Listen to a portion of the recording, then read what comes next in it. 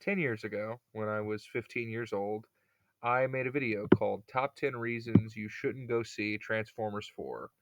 At the time, it was about as close to popular as any of my videos ever got, but it's hard to look back on. I was righteously angry at something as silly as a movie based on Hasbro toys in the way only a pretentious teenager with no real problems can be.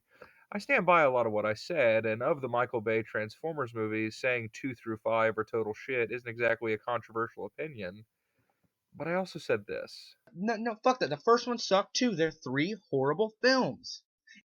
And even back then, I didn't really believe that. Until yesterday, I'd only seen the original film once in the theater when I was no older than 8.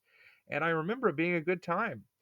Obviously, my perception of what makes a movie good has evolved quite a bit since elementary school, but in its own strange way, the first Transformers really works. It's kind of like that old mantra of everyone in the health and fitness industry: everything is good in moderation.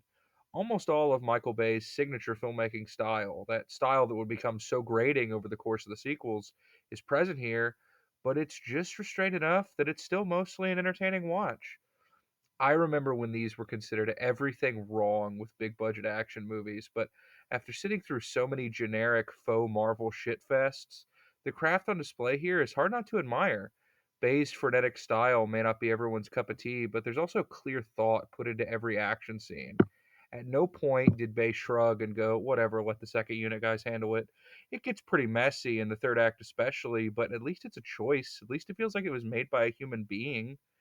Like Bay, the screenwriting duo of Orsi and Kurtzman have become whipping boys for both critics and fans for quite some time. And like Bay, they mostly do a pretty good job here. I was right in that old video when I said these movies didn't show much respect toward the source material, but I can't pretend like I was a big fan of that old cartoon either. They used just enough of the recognizable characters and mythology of Transformers, but also retool it into a mostly well structured action adventure film. And it doesn't totally wipe its ass with the franchise either.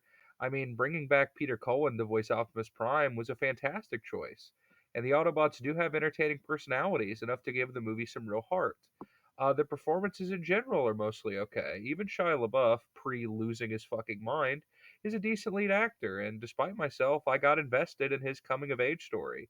I think using the youth milestone of getting your first car as one of the backbones of the script was a pretty clever choice. I can't gush about everything. Even if I admit the movie's good, it's far from perfect. The length is pretty hard to justify. This movie has the same runtime as The Dark Knight, and there's multiple characters and subplots that could be trimmed entirely, especially all the government stuff with John Voight, which is flat out boring. I also thought the villains were very underdeveloped. The Decepticons aren't really given as queer characters as the Autobots, and that's a shame, especially because they have some pretty good actors voicing them. Um, let's talk about one of the most controversial elements of the Michael Bay films, or really any of his films, the juvenile sense of humor.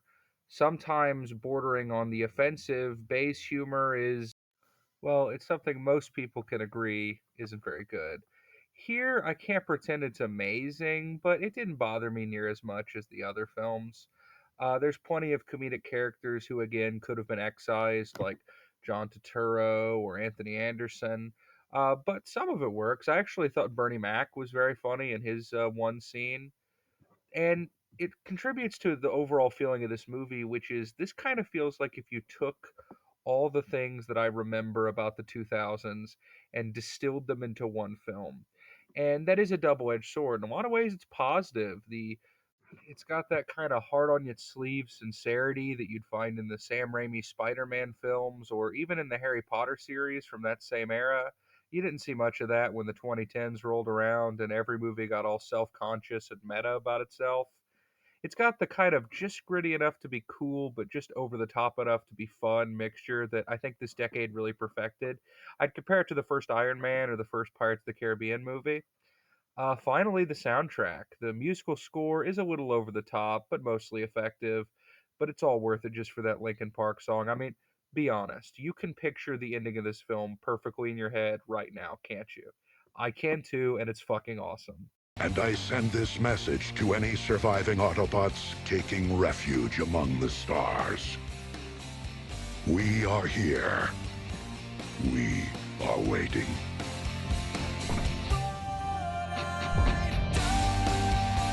In conclusion, Michael Bay, I'm sorry. You've made plenty of films I hate, but you did pretty good here. I'm going to give Transformers a 8 out of 10. This is T-Quit1 signing out.